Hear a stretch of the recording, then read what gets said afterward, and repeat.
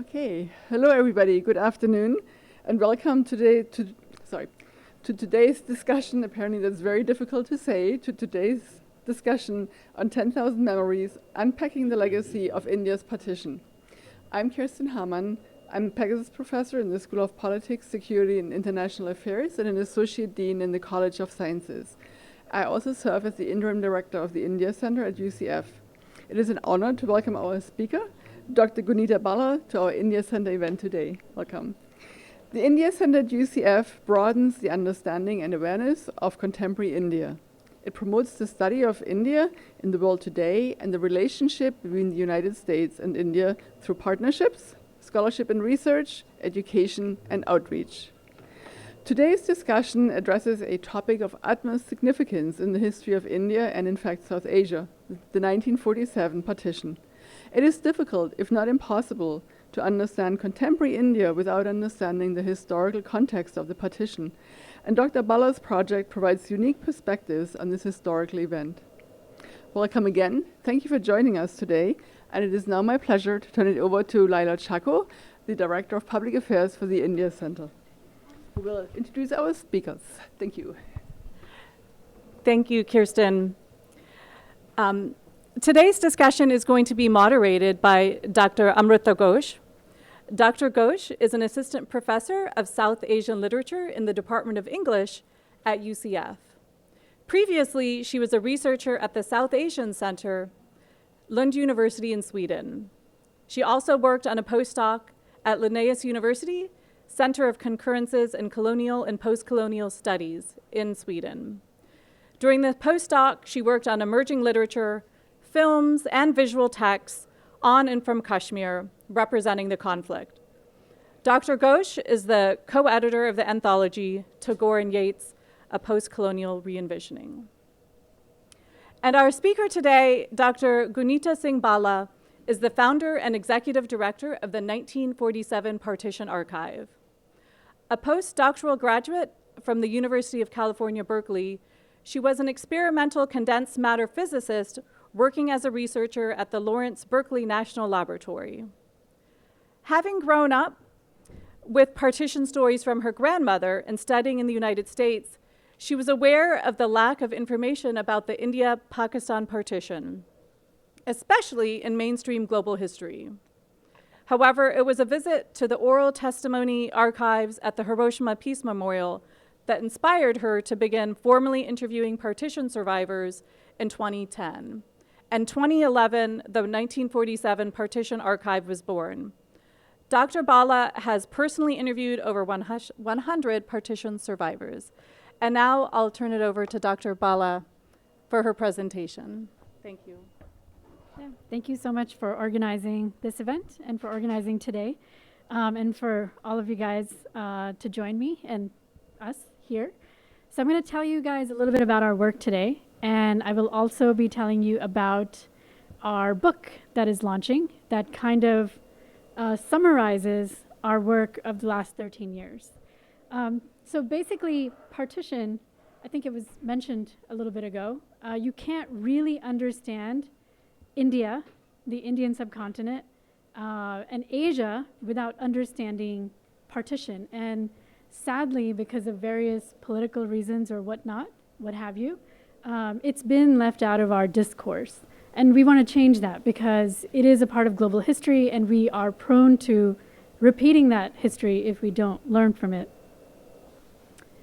So I forgot to put the funders up here, but this project these days, I mean, it's been crowdfunded. There's thousands of individual donors, but our major donors currently are the National Endowment for the Humanities, the Institute of Museum and Library Services, Tata Trusts, which is based in India, and a few other foundations, I guess, that are worthy of, that are big enough to mention are Plowshares Fund, which is a nuclear non-proliferation fund, the Acton Family Foundation. They're the founders of WhatsApp.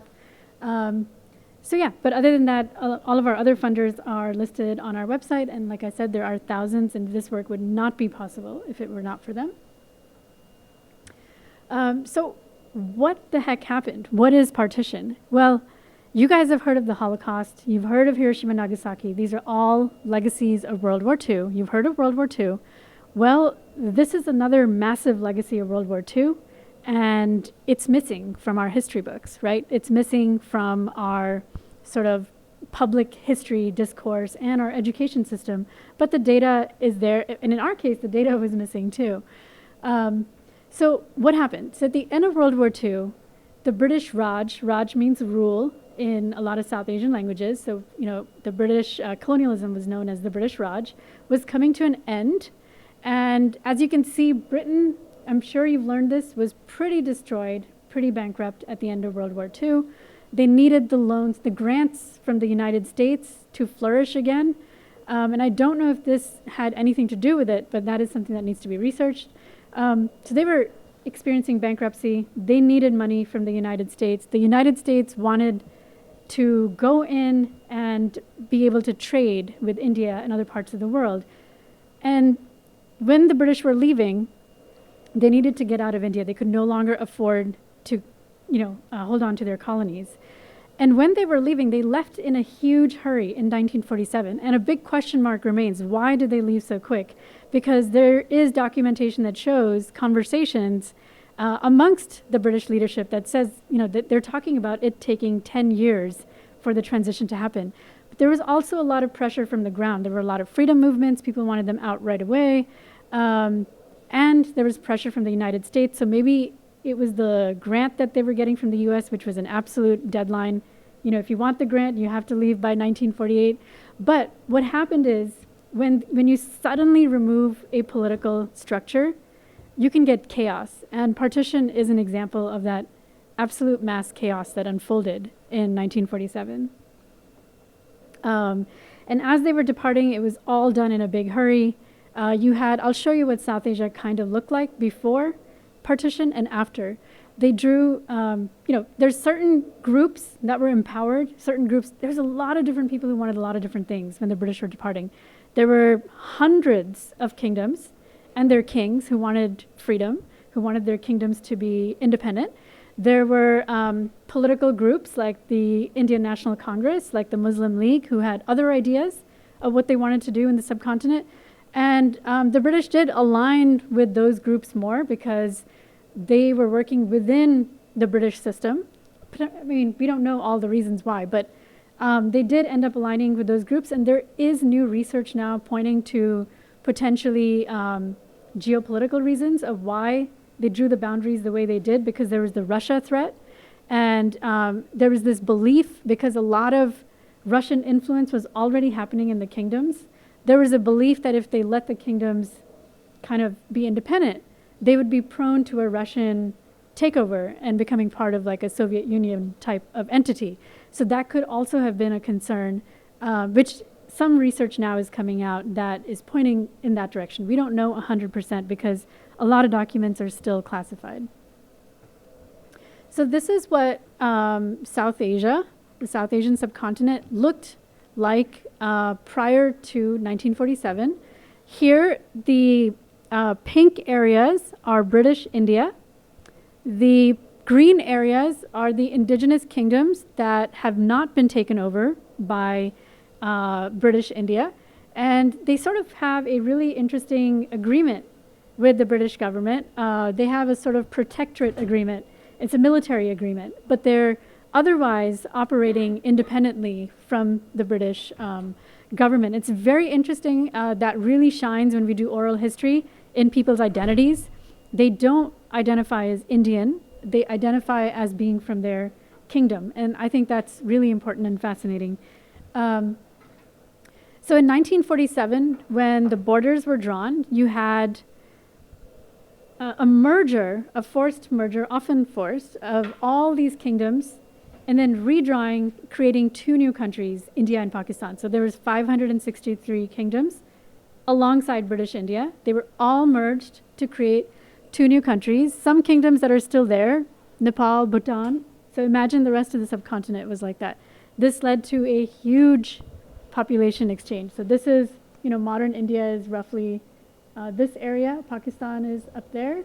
And there was an East Pakistan, which eventually broke off in 1971 and became Bangladesh. So based on the language Bengal. So West Pakistan and East Pakistan split up in 71. And India and Pakistan were created modern India and Pakistan were created in 1947. And so just to show you guys a map of what things looked like in 47, most of the kingdoms were merged together into these green and orange areas. So the orange was India, the green was Pakistan. 2 kingdoms in 1947 had not yet merged with either country. That was Kashmir and Hyderabad. Hyderabad was forcefully taken over in 1948 through a police action is what it was called. It was a military takeover essentially. And then Jammu and Kashmir, as you know, it's still a disputed territory and still being fought over. Burma became an independent separate country. That was a negotiation they did they were siding during World War II, they were siding with the Axis powers, with Japan and Germany. But then they negotiated with the British and they switched sides, which helped the Allied powers win. They switched sides, I think in 1944 or 45, to the British side, and in exchange for becoming independent. So this is the story I'm going to tell you about our archive of how a disappearing public memory was basically revived and documented through crowdsourcing and engaging across groups that are historically supposedly at war with each other, right?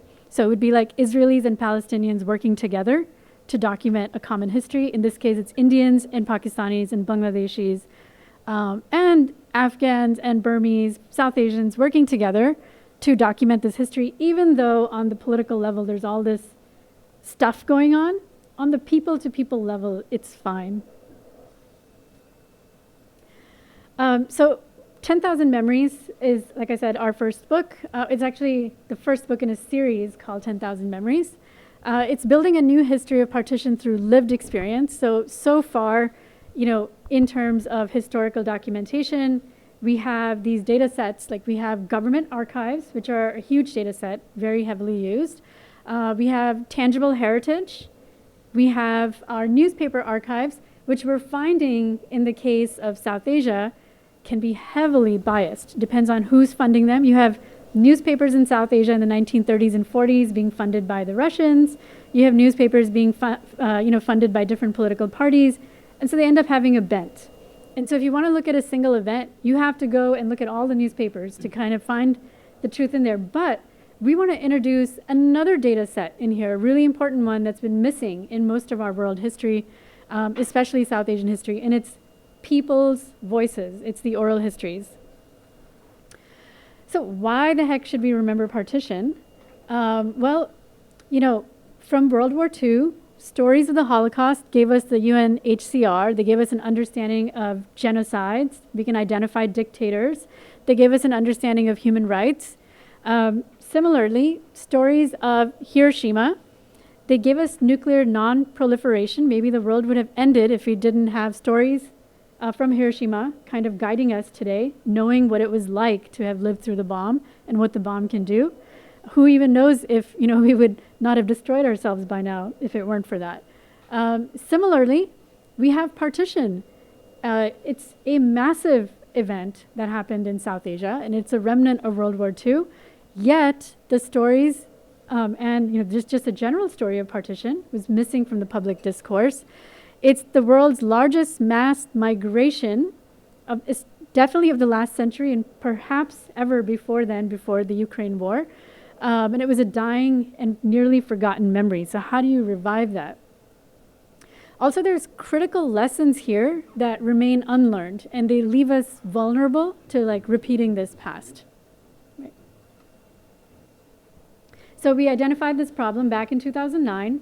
The inspiration came from the Hiroshima Peace Memorial. They've done an incredible job. If you've ever been there or never been there, you should definitely try to make that a life goal to try to go there.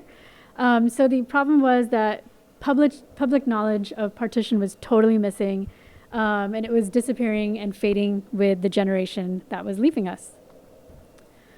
So I want to give you guys the numbers. In between 1946 and 48, you had about 15 million people that became suddenly homeless, as in literally mobs showed up and they ran for their life with whatever they had and they didn't know where they were going, with just the clothes in their back. People of all levels of society, the wealthiest to the people with the least amount of stuff. Through the 1950s, you have up to 25 million people getting displaced, about 1% of the world's population. So 1 in 100 people lost their homes due to partition. And if you look at the affected population being South Asia, because people moved everywhere and people moved from everywhere, including the South. I know we were having this discussion earlier about the South not being impacted, but our stories tell us that it was, but it was in pockets. So you don't really hear about it as much. So about 14% of the world's population, if you look at it in terms of people that were, indirectly affected. So that's 1 in 8 people in the world were affected by this event. The number of people who perished, well, the official estimates have actually now gone up to 3 million, but we don't really know. No one was really keeping track, and there's some estimates that go up to 10 million, and there's some estimates that are as low as about 1 million. But I don't think we really know, because there was no way to really keep track of this, and these are all guesstimates based on faulty census data. And we have so many stories from our stories where we hear of people's relatives dying of sadness, of shock, just these kinds of things that you wouldn't expect, right? So I don't think those have been really well documented. So how did we do this? So we launched the Partition Archive in 2010, and we started recording oral histories through a process called crowdsourcing, which at the time I was at the physics department at UC Berkeley, and they had innovated a technique to figure out the protein folding problem. So basically they had spread the protein folding problem, a very difficult problem. Computers cannot solve it, but the human mind can solve it in little bits. They had spread it out over thousands of computers, and bit by bit, people solved it, and they won the Nobel Prize for solving that problem, and they called it crowdsourcing. And so that's where the term, at least the way I know it, came from. And so that same concept was applied here. Like, we had this knowledge of partition and World War II spread amongst millions of people, and we needed to get that knowledge, and we had the technology now to do something about that. So what we started to do was we started to teach monthly oral history workshops. We worked with the Regional Oral History Office at UC Berkeley. We also spent months in the dungeons at the Doe Library underground, figuring out the whole process of how this is going to work. Till like 3 a.m. we would sit in there in the stacks. And actually these numbers are slightly old, but now we have recorded over 11,000 oral histories, and more than 800 people have become full-time oral historians doing this. And each of these people, you guys may have read some books. We were talking about this earlier. You may have read some books based on oral history. So each of these 800 people has recorded as many or more. And so that could be 800 books that haven't been written yet on different interpretations and different findings. Just to kind of give you a scope and a feel for what's going on. So the stories are recorded all over the world by people who train in our workshops, by citizen historians, and they're uploaded through our cloud. And the operation was entirely volunteer driven until very recently when we started getting funding. And this is something I mentioned earlier. All the communities are involved. So historically divided communities. So Indians, Pakistanis, Muslims, Hindus, Christians, Sikhs, everybody is involved, of all age groups, of all ethnic and socioeconomic backgrounds, to do this. So we're all coming together to do this one thing together. So I just wanted to kind of make a philosophical point here. So how we remember the past is really interesting as well. So if you think about this moment right now, do you guys know, does anyone know what's going on in Tokyo right now, right this second? Or Jamaica, or I don't know, Sri Lanka? We don't, right? The world is extremely complex. So if you think about the past, every single moment in the past is as complex as this moment now, but we have this tendency to reduce, because our brains are limited. I mean, ChatGPT is an example, right, of how limited our individual brains are. So to understand the past, we reduce it into these simplistic terms. And what that means is we can get really polarized because we're like, well, this is my truth, this one sentence. And then a different sentence might be somebody else's truth, and you get Twitter wars, and you get political wars, and all kinds of stuff, right? And I think what our work forces you to do is it forces you to realize that there's nuance.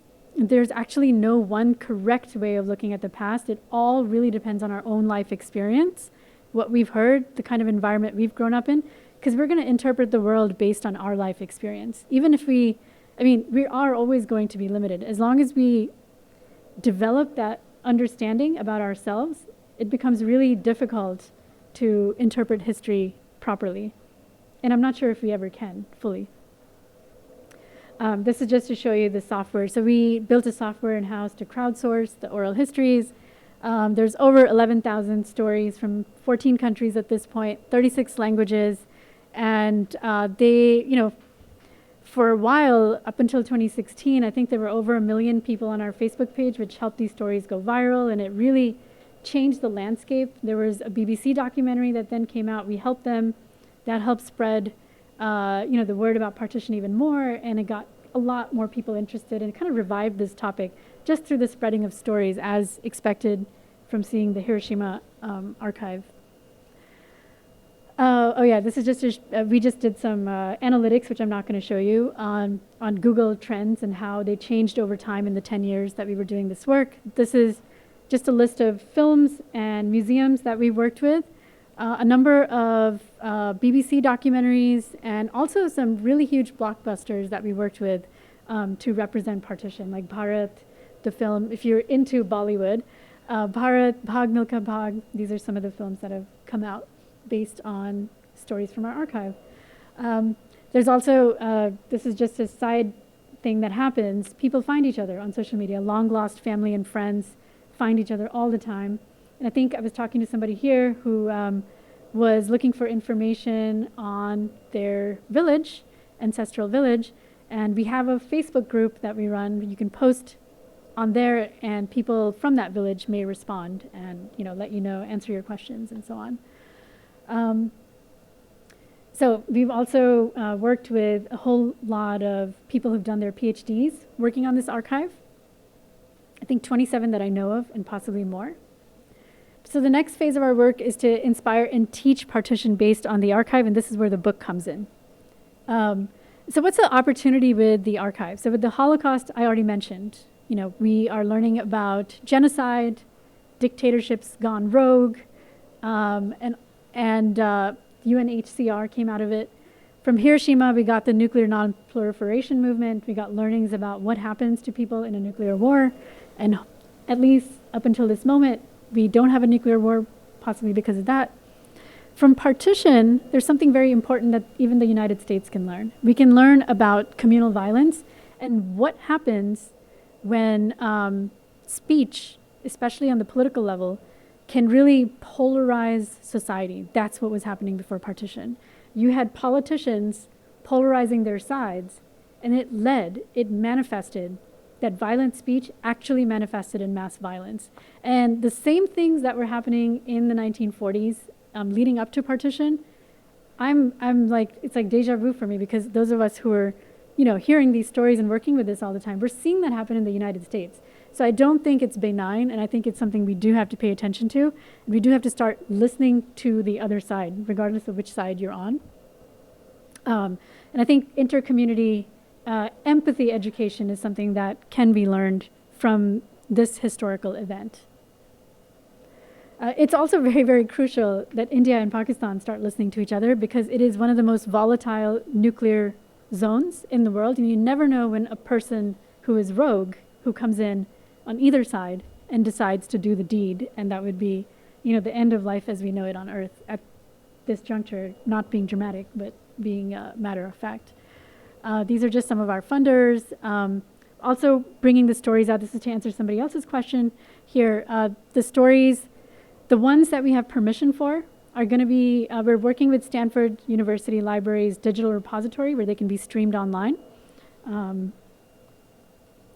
These are just, so how will we teach partition? There are endless possibilities, films, books, school curriculum, memorials. We're doing all of it, actually, everything that's listed here.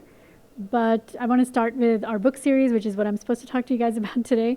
This is, we're launching a book. It's the first in a series called 10,000 Memories. Now, this book is laid out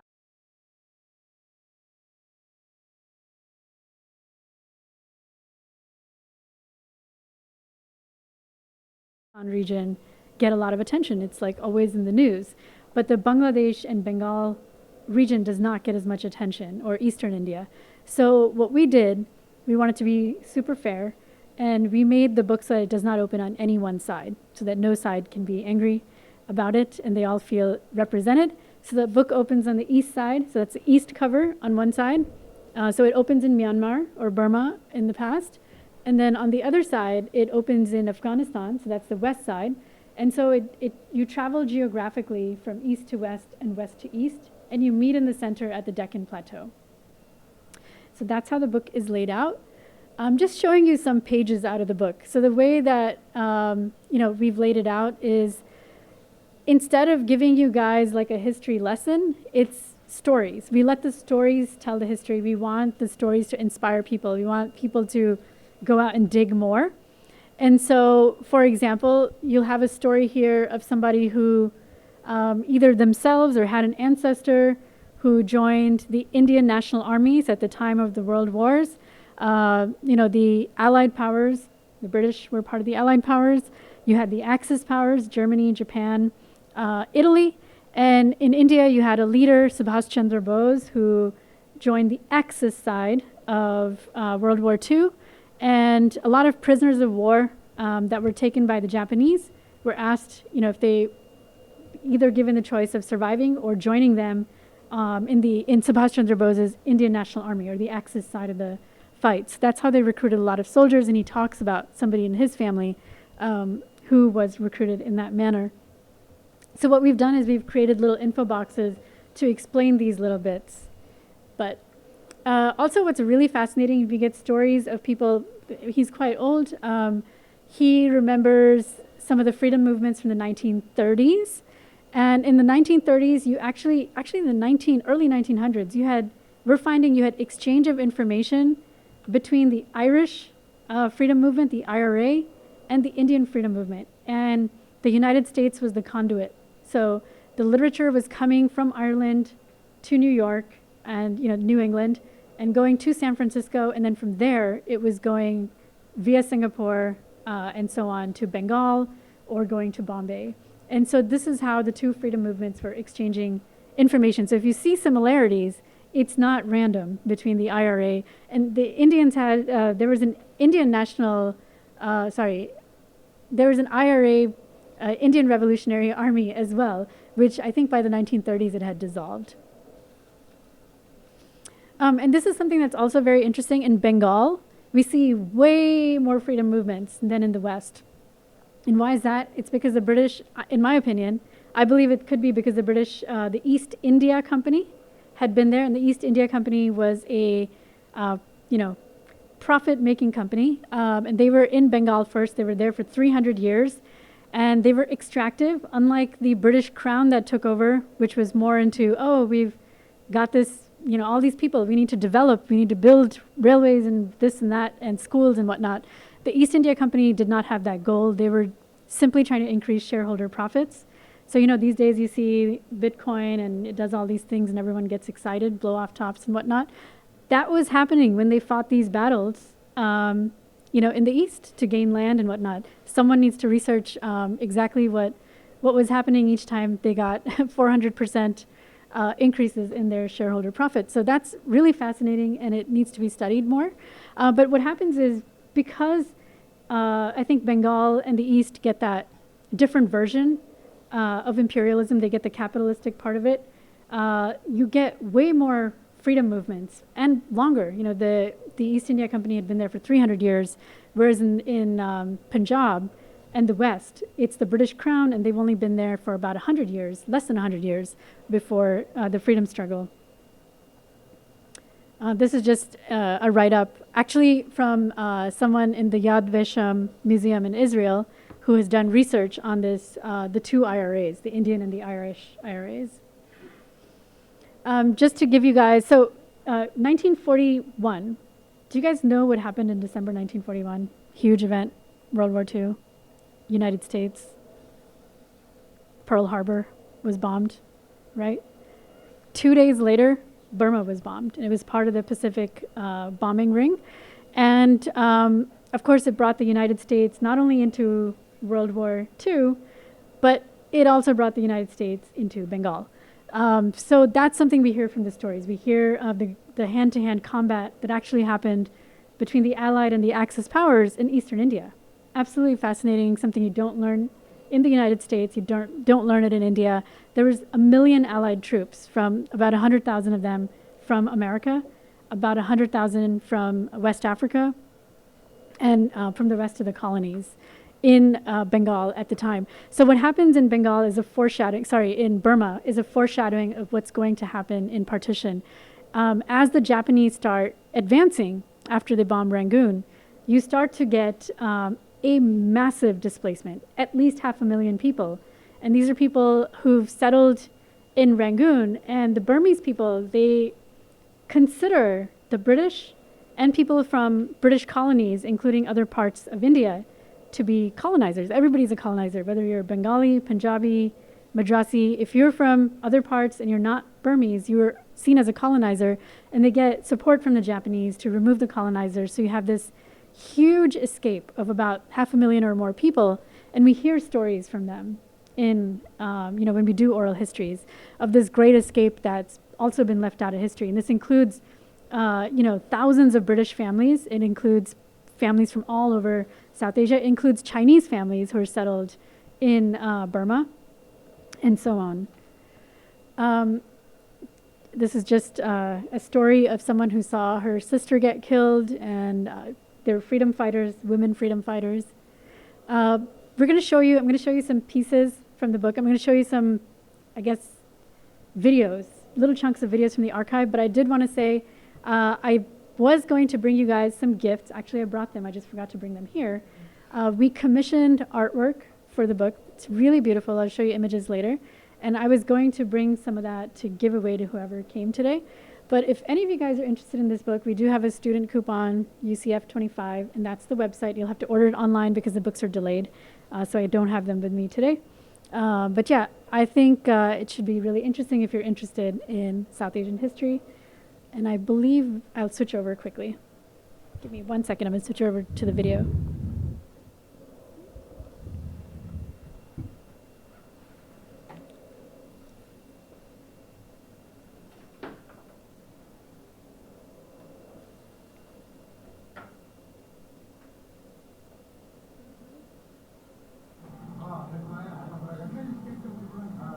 So I'm just showing this. I just want to show some of these videos because with crowdsourcing, what it's really enabled us to do is to gather stories from places people don't usually hear from. For example, this story has come from the northernmost inhabited part of the Himalayan mountains in Pakistan, the Hindu Kush Mountains. It's from a region called Swat. And the gentleman in the black it takes him like 3 days to get to some of these villages to record just a single story. And what we're finding out some really fascinating details. So people think of just India and Pakistan being divided. Let me mute this. I guess this doesn't help. Okay. So basically, this region that he lives in, he talks about how it's been divided into 5 countries and the world does not know it. It's called Dardistan, and they speak Dardic languages. It includes Kashmir, which is in India. It includes Kashmir, which is in Pakistan. Thank you. Or I guess it just ended. It includes the northernmost part of Afghanistan, which is called Nuristan. It includes a part of the Pamir Mountains in, I think it's Kyrgyzstan. and it includes the Wakhan corridor in China. So he talks about how no one is talking about how, you know, when all these sort of these global balance of power thing, colonialism, whatnot, has divided their land into 5 countries, and that's an untold history. So you start to get these untold histories and bits of global knowledge, you know, our world history that you wouldn't normally get. So let's see if I can move to the next slide without walking over there. Oh yeah. The other interesting thing is that you start to, you know, the traditional archive alone, that is the newspaper archive, the political archive. Let me see if I can pause this. I have no idea how to reduce the volume on this. Pardon me for 1 sec. Turn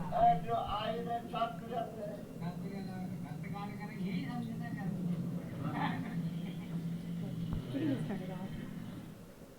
Oh, there we go. Okay. I just wanted it to play in the background. I thought I could mute it from here, but it didn't work. So the point of showing some of these videos, he's the interviewee, by the way, this gentleman. He's probably over 100, is that, you know, the way I see it, every human has made this moment possible. Every human that came before us. Everyone plays a role in history. It's like the butterfly effect. It's not just one leader made a decision and then the world changed. No, even that decision happens because of where the world is at that moment, right? Or where that person's world is at that moment. And the traditional archive alone does not represent that. And when you have stories like this person's reality, this person's life and history is not going to be represented in the traditional archive. And the traditional archive, I mean, and you know, most of the world in that sense is not going to be represented. The traditional archive will represent a very small segment of the world's population. And quite often the traditional archives are government archives. So, you know, whoever puts the knowledge in there is going to pick, they're going to have their own bias of what is important to put in there. Same thing with the newspaper. If you've ever had, you know, a journalist is going to have their own perspective. Every newspaper, as we know, has their own perspective. And so this type of archive lets you get in on the diversity of perspectives and diversity of experiences and you know, viewpoints of what was going on at that time. Oh yes, I just wanted to share one last story with you guys. And this is, again, I'm just trying to bring in the American element. So let me read this quote that was highlighted in the book. So during World War II, a squadron of 5 North American P-51 Mustang aircrafts with sharks painted on their noses landed in a field nearby. So he lives in Bengal. This is happening in Bengal. One of the Americans there said, "Say you kids want to come on and see them planes?" We agreed immediately. So we were like, what are these planes with the sharks painted on them?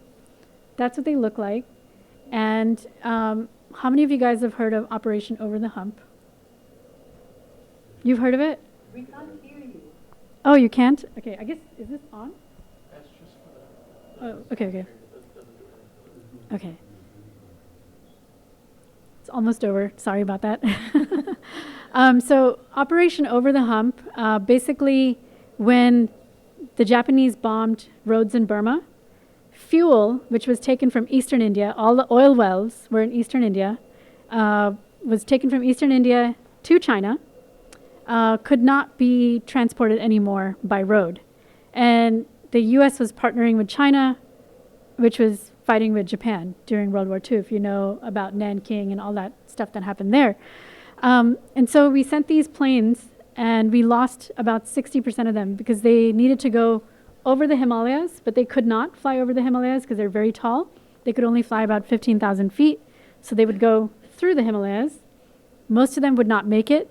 And to this day, there's apparently what's called an aluminum trail of all the downed planes in the Himalayas from that time. So that's just giving you a little American connection of this. All the data exists on the American side, at least. You have all the stories from the war veterans, but it's just that the public history does not exist. And it's not there in your textbooks either. This is just an example of the artwork that's in the book. We made some special posters of it to give out to you guys, but I just forgot to bring them with me. I'm sorry about that. I will pass them on to you guys, and then maybe if anyone's interested, they can pick them up. And that's, of course, if you guys want to order as students, you can take 25% off. And I believe that's about it. Yeah. Yeah, thank you so much.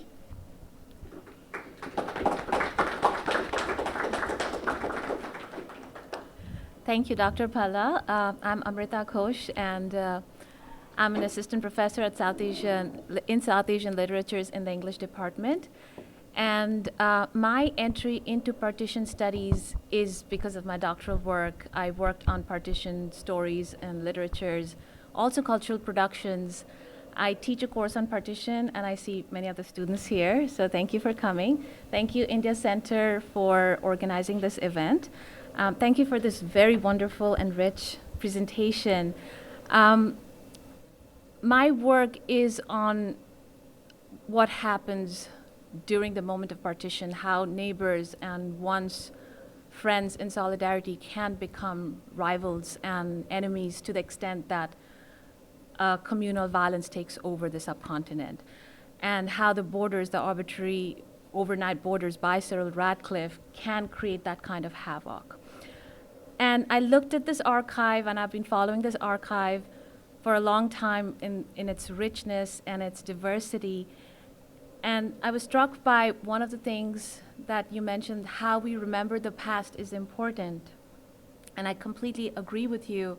And your work is, in a way, challenging simplistic grand narratives of history through the lived stories, right?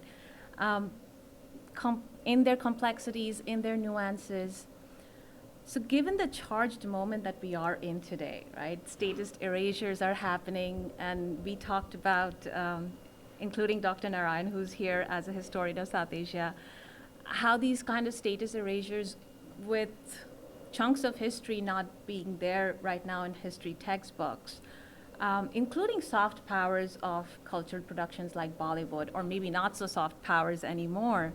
How can we forge ahead ethically in an understanding of the past and history where we can create solidarities beyond the borders and boundaries? In my opinion, we need to listen to each other, and that's very hard to do because we get triggered, all of us, we're all human. We have to understand the human condition. It is that we are limited, and maybe one positive thing from AI is that it will help us understand our own limitations. And I think we need empathy. We have to be able to empathize, put ourselves in somebody else's shoes, and recognize the fact that everybody feels the way that they feel because of their own life experiences, and nobody is really wrong. So empathy and listening to each other. And I think that listening is really important. I'm also thinking about the crowdsourcing nature of the archive here. And, this is literally doing history every day through the people that you've trained and the people that go collect testimonies. And they're also witnessing, right? So two things are coming to mind. When you work with the partition survivors, there are questions of fuzzy memories, and questions of authenticity of memories also come into view. What are the processes of being cautious of when that happens, authentic or inauthentic memory? And as it is, memory shifts and evolves through the time. Also, what are the limits of such witnessing? And including questions of ethics and care when such a process is going on. Yeah, these are all really good points. So in this case, on our side, we don't judge of what is fuzzy and not fuzzy. So we have our process, how we ask questions, and we record whatever. We honor the witness, and whatever they want to tell us. And then later, it's up to the analytical historian who's going to go in and analyze and cross-check the information to see if it lines up, if you see patterns between different stories, between different types of data, whether it's oral history and archival data, newspaper. So I think you really need to look at the big picture and look at many different elements. Yeah. Thank you. And something else that really struck me when you were talking about the way forward, and you mentioned empathy education, and you just talked about listening to each other. I'm also thinking, when we are talking about partition testimonies and survivor documents, this is painful. These are really poignant stories, right? These are stories of violence, and I'm guessing from the work that you do, you're also getting testimonies that are filled with violence sometimes. So how can these stories actually resolve or heal in any ways to move forward, even with empathy education? Well, one really interesting thing that we're observing, and there is a partition witness in the room, so maybe he can tell us some more from his experience. One interesting thing that we're observing is that people who went through it, who went through the partition and experienced the violence, don't seem to harbor those very strong communal feelings as much as the next generation is what we're seeing. So that's what we're seeing as a general case. It's not always true, but I would say a majority of cases, we're seeing that. Could you repeat that? I couldn't hear what you were saying. Yeah, so basically, most people who went through partition, they don't seem to have those negative feelings towards the other because they also have memories of living with the other side in harmony. It's their children who selectively only hear those stories of violence that seem to harbor those strong feelings for the so-called other side.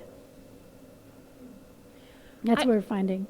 I was also thinking about what you just said, that, you and I, as such, are the third descendant of survivors of partition. I have my parents here in the audience who have traveled from India. And I heard stories from both sides of the families where people were displaced from the Bangladesh side. And also how there were stories of solidarity during moments of violence when people would actually try to help each other and protect as opposed to killing. And there is this argument that, our trauma is not the same as the first generation witnesses or the survivors of partition, right? So how do you see the inheritance of memories? Because there's a critique out there that, why create this attention to post-memory to a traumatic event like partition? How do we negotiate that as third generation descendants? Yeah, I mean, I can only answer that for myself, right? Sure. I haven't done research on this. I would say for me, it was really, really important to hear from lots of people and to really understand the big picture of what was happening. Otherwise, I think you're kind of left, you harbor a lot of negative feelings because you think you're victimized, that you're the only one. And that can, I think that's more dangerous, actually. Absolutely. And I think that can polarize people much more. I have two more questions, and I'll open the floor for you. My next question is about gender. And, there are documents about more than 70,000 women, and these are, again, official narratives, though the numbers could be way higher. Partition violence on gender was brutal and grotesque in so many different ways. Is there a difference when you are collecting testimonies from gendered subjects, women, who became the highest currencies of the partition from both sides? Do they give testimonies in a slightly different way? What are your experiences with that gendered survivor documents? There are some instances where women, they want to have permission from their families before they can talk. And there are also instances where women will off camera tell you that, yes, they were kidnapped and that they are still living with their kidnappers' children and grandchildren, and that they do not wish to change that, and that they don't want to be interviewed officially. Because what happens is if they're interviewed, their grandchildren who may not know may get found out, may find out the truth, or the community may find out the truth and they would be stigmatized. So it's like that. And finally, I'm thinking also, we talked about this briefly, Urvashi Bhutalia's really famous work, Other Side of Silence, where she also documents specifically women and children testimonies. And she often talks about, as she's tracing these stories from letters, diaries, direct interviews, the silences and the unspeakability of the violence and the horrors that have occurred during the partition. I'm curious to know if in your collection of stories, if you have also encountered such silences, and what do you do with such silences then? So I think for us, we've encountered a lot of willingness to talk, which has been what's driven this project to begin with. There could be silences around, I think it depends on the interpersonal connection as well, the silence part of it. There could be silences around like very violent, situations. But in general, I have found more of a willingness. I mean, we have 11,000 stories in the archive, so people want to talk about it. They don't necessarily want to remain silent. But I think there's an interpersonal aspect, and I'm not sure if it can be generalized.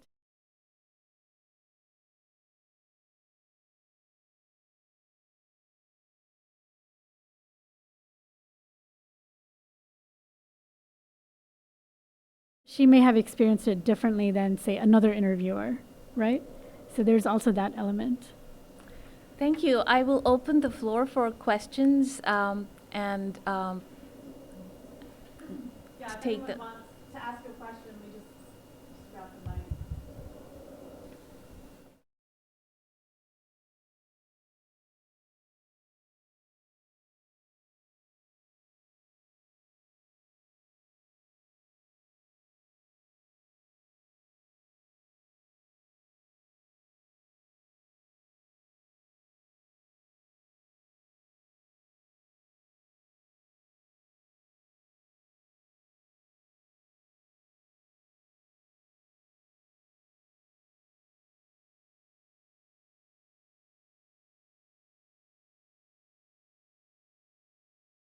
Bhalla. I have rather comments than questions because I have.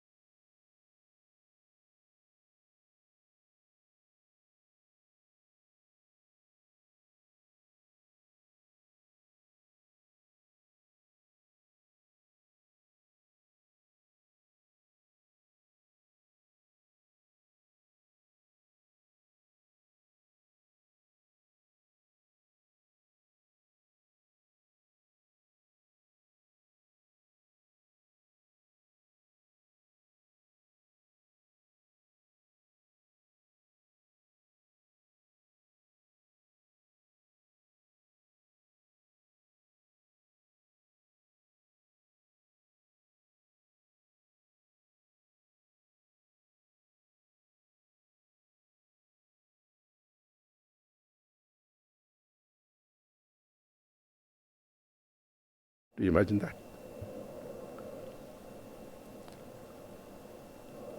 She mentioned that up to 2 million people perished. The word perish is understatement.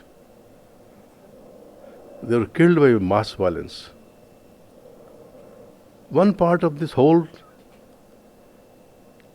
episode, as she mentioned, this largest migration so far, exodus of people, is the story of women. You opened the subject, that was on my heart.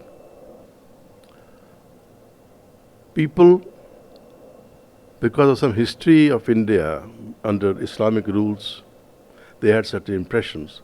They have killed their own young daughters and their sisters by their own hands so that they may not be kidnapped by the Islam side. Just imagine. There are countless women.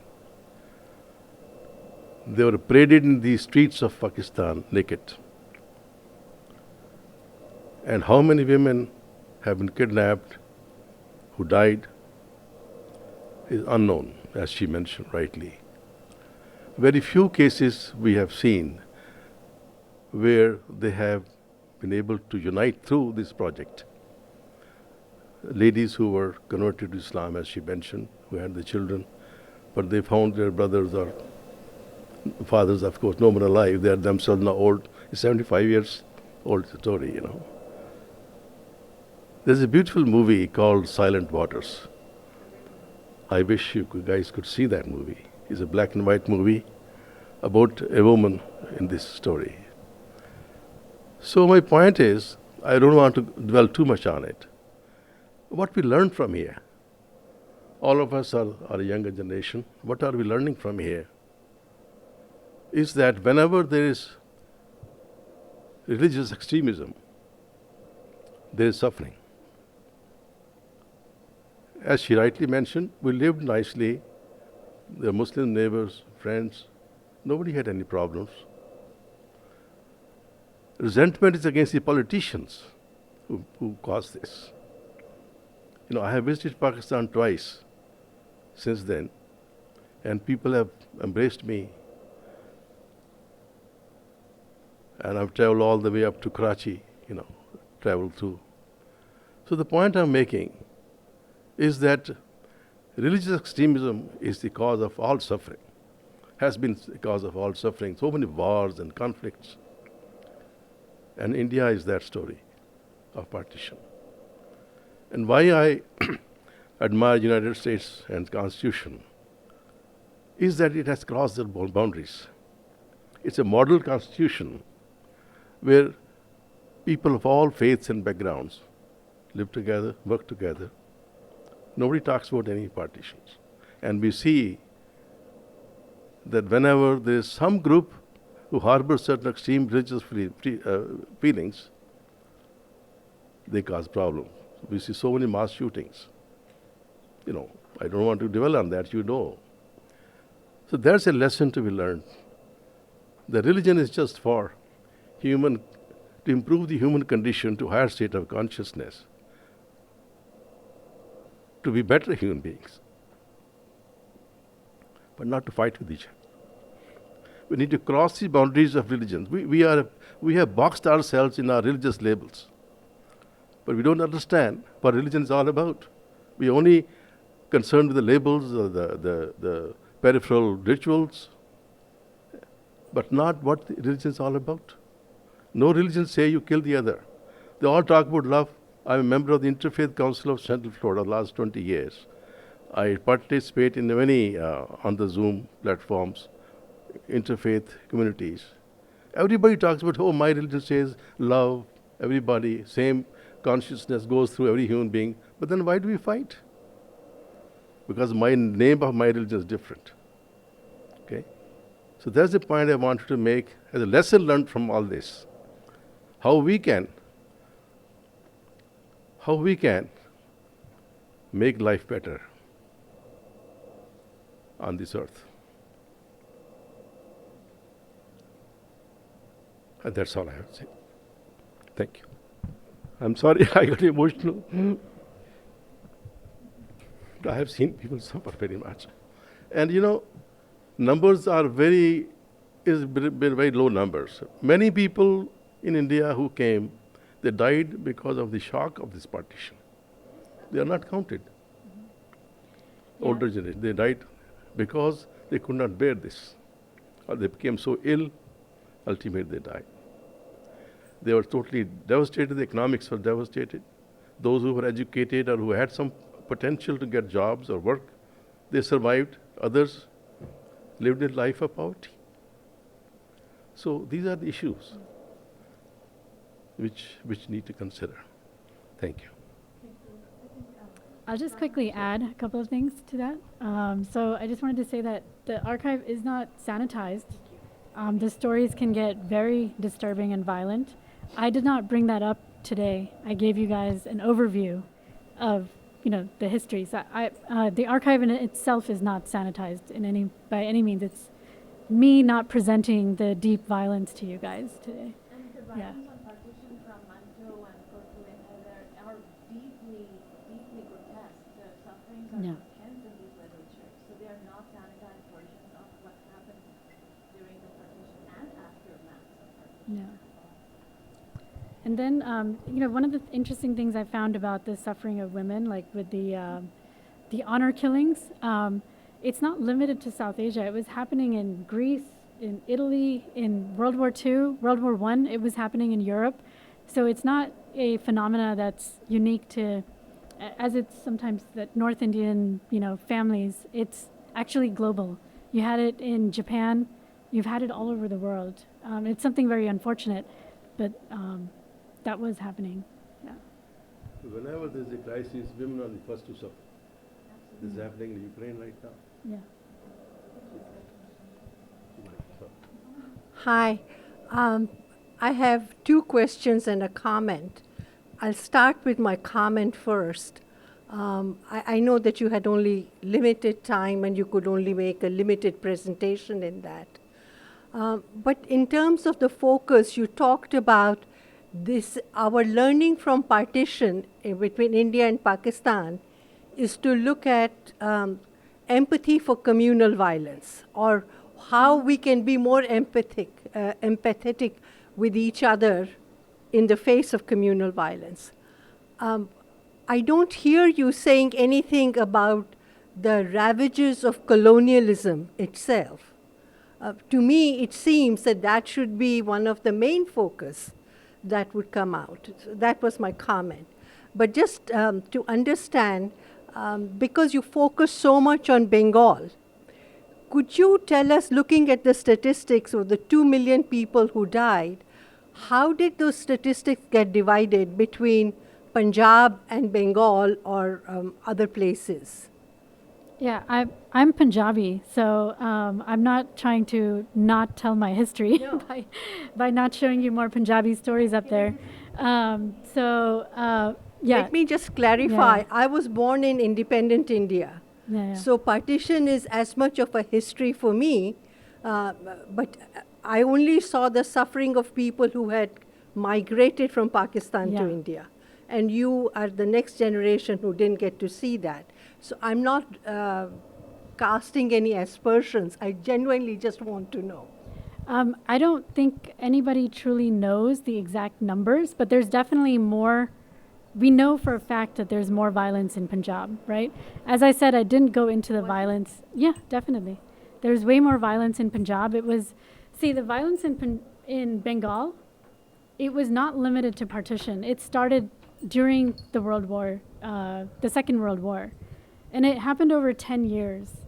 And so when partition happened, it wasn't like a new sudden thing for them. It was already, they had gone through so many violent episodes, and then the hand-to-hand combat that happened in Imphal and Kohima, all of that, I think, if you add all of that up, you probably have the same amount of violence in the East. But what happened in Punjab was a very sudden rupture and a very sudden mass violence event. So that's the difference you have between the East and the West. But I'm not trying to leave out Punjabi stories. I just happened to, since I didn't have the book with me, I was trying to pull some pages out quickly to show 3 or 4 examples, and they just all happen to be from the East.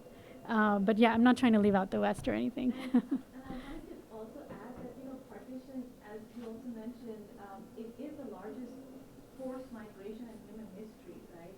And so the perpetrators and the survivors or the victims of violence are all on every side.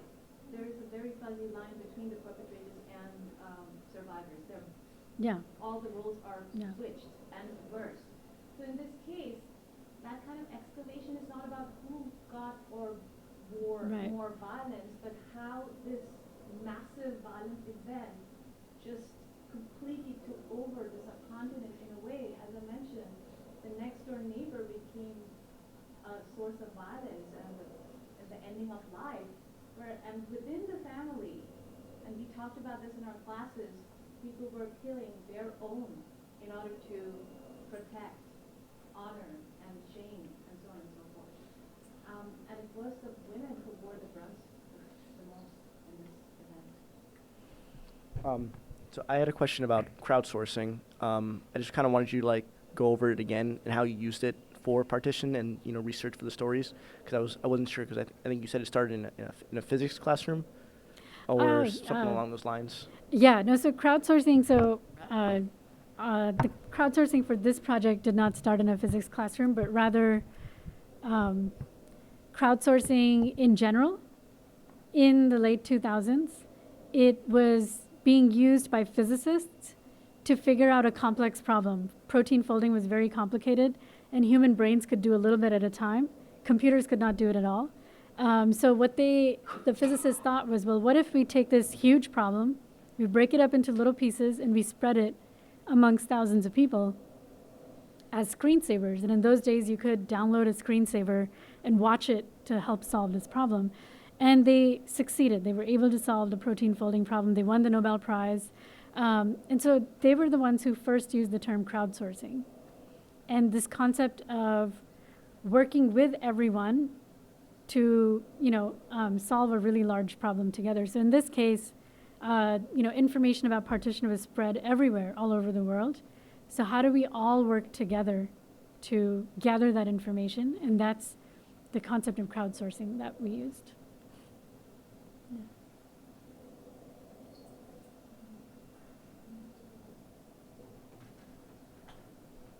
I can get this. It's a comma over here. Let's see.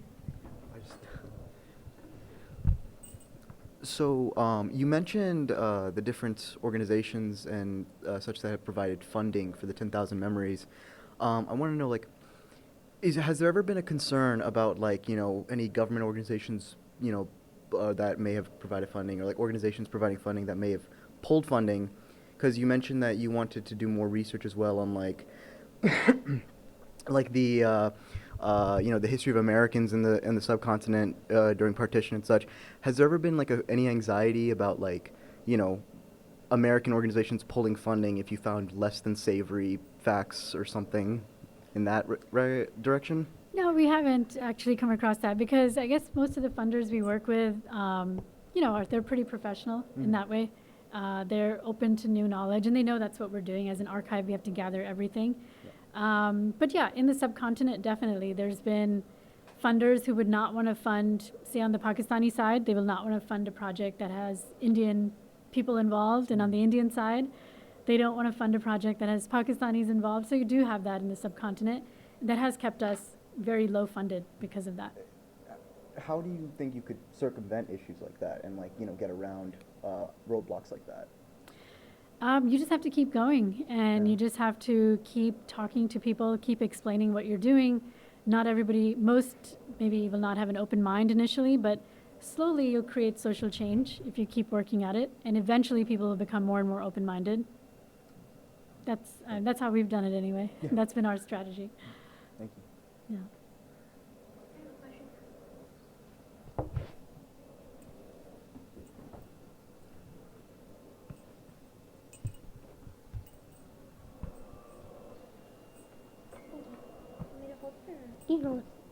So this is for Dr. Ghosh. So I have two questions actually. So the first one would be, how did you become interested in partition studies? And the second is, I know that colonialism was motivated by land and wanting to get cheaper land to farm on. But what other motivations would a person have to colonialize a country? Can everybody hear me? Or can I?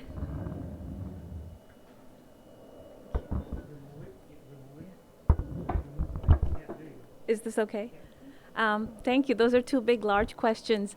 The first question you asked was about how you became interested in partition. So when I went to grad school, there was a plethora of subjects offered to me, and I had entered a course on post-colonial studies, which was about British colonialism, and the point you made was really important, that the aftermath and the legacies of colonialism on almost 3/4 of the world at that point in the 19th century and afterwards, and actually it began before, has not been studied in the way that in the last 20 years or so it has really emerged as a really important field of studies, post-colonial and decolonial studies.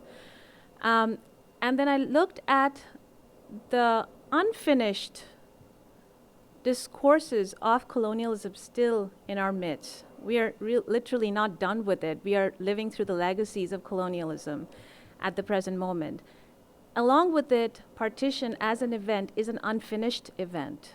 It is still trickling in discussions of mobility, border crossings, visa acquiring, going across the countries between India, Pakistan, and Bangladesh is not easy.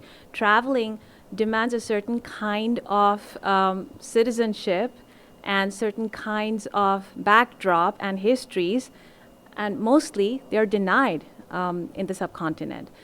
So, and I was also influenced through the family stories, and I always heard of stories that as a third generation subject removed from Pakistan's, from partition stayed with me in how this is a source of unspeakability around us, and yet it remains there.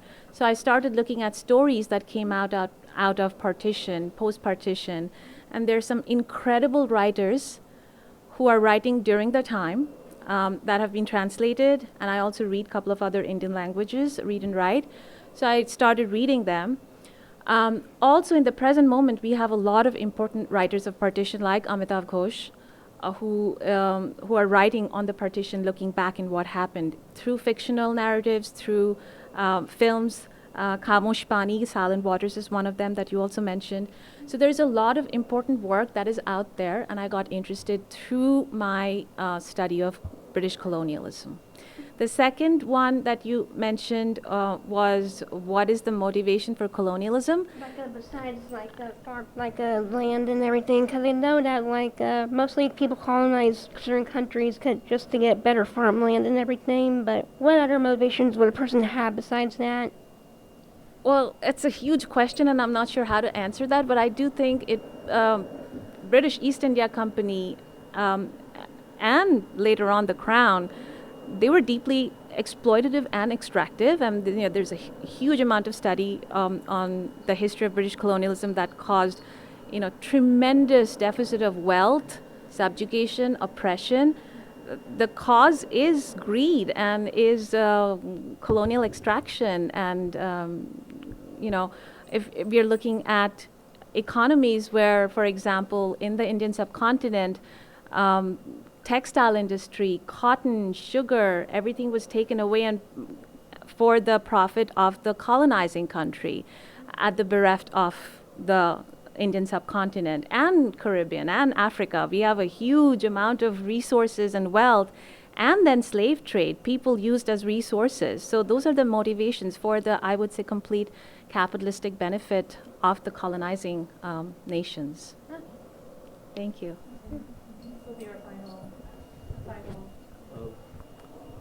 Dr. Ghosh, what you mentioned just now, the unfinished story of partition.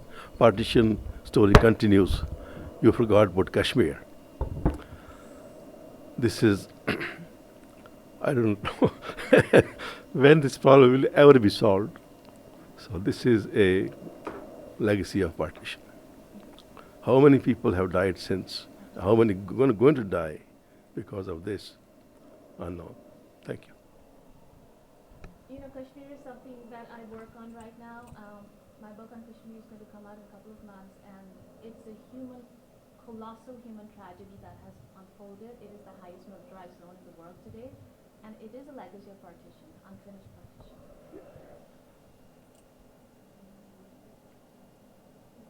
One final question? Okay, one final question, and then.